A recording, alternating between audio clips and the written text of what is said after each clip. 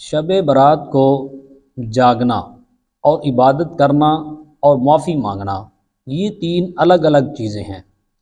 ہمارے معاشرے میں سب سے زیادہ زور شب برات میں جاگنے پر دیا جاتا ہے۔ ہر شخص یہ کہتا ہے کہ میں نے شب برات میں جاگنا ہے، میں نے شب برات کو جاگ کر گزارا، میں ساری رات سویا نہیں۔ بہت تھوڑے لوگ عبادت کرتے ہیں اور بہت ہی کم لوگ معافی مانگتے ہیں اللہ سے یا بندوں سے جن سے حق تلفی کی ہوتی ہے۔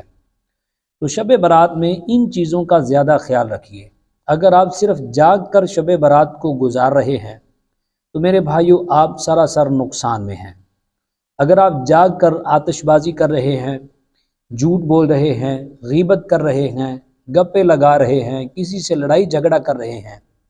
تو میرے بھائیو اس سے بہتر تھا کہ آپ عشاء کی نماز پڑھ کے سو جاتے اور فجر کی نماز باجماعت ادا کرتے۔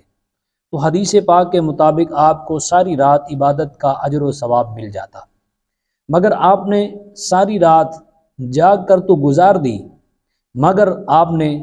اللہ تعالیٰ کے حکم کی پابندی نہیں کی، بلکہ وہ حرام کام جو شریعت میں حرام تھے ان کے مرتکب ہو گئے۔ جس طرح کہ آتش بازی ہے، یہ سخت گناہ کا کام ہے، سخت حرام ہے، اور اللہ تعالیٰ کی رحمتیں آسمان سے برس رہی ہوتی ہیں اور ہم زمین پر آتش بازی اور آگ آسمان کی طرف پھینک رہے ہوتے ہیں۔ تو میرے بھائیو اس سے بہتر ہے کہ آپ نہ ہی جاگیں، سو کر گزار لیں۔ اور جو بھائی عبادت میں گزارتے ہیں ان سے بھی گزارش ہے کہ اگر آپ 100 رکعت بھی نماز پڑھ رہے ہیں تو اگر آپ کی فجر کی نماز رہ جاتی ہے یا آپ عشاء کی نماز چھوڑ دیتے ہیں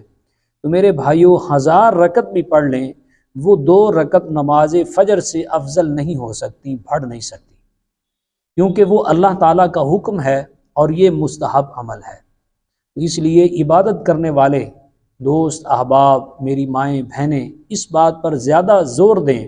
کہ آپ نوافل بھی ادا کریں لیکن فرض نمازوں کی پابندی ضرور کریں، اور آج کی رات عہد بھی کریں کہ انشاءاللہ ہماری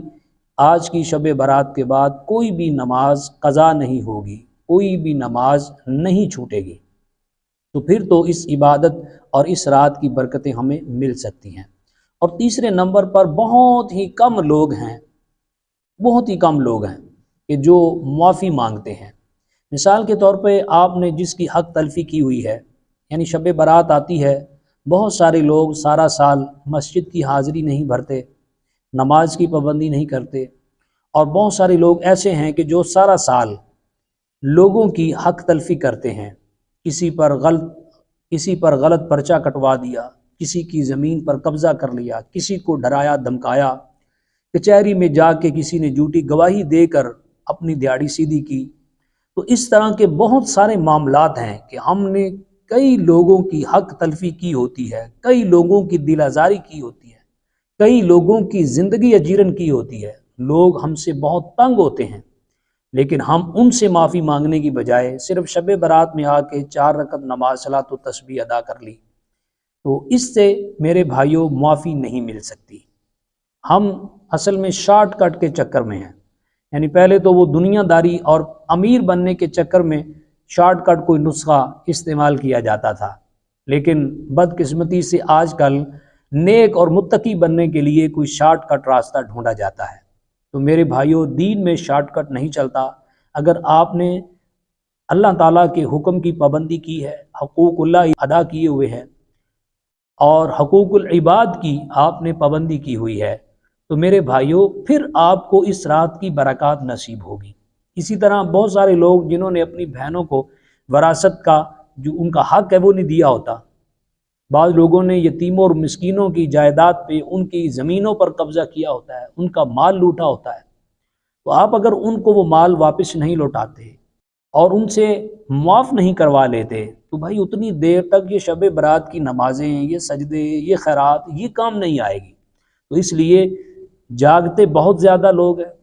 عبادت بہت کم کرتے ہیں اور اس سے بھی کم معافی مانگتے ہیں، تو لہٰذا جاگنا وہ ضروری نہیں ہے، عبادت ضروری ہے اور ساتھ میں معافی مانگنا ضروری ہے۔ تو اس لیے شب برات میں یہ چیزیں، یہ کام ضرور کریں اگر آپ کو شب برات کی برکتیں حاصل کرنی ہے۔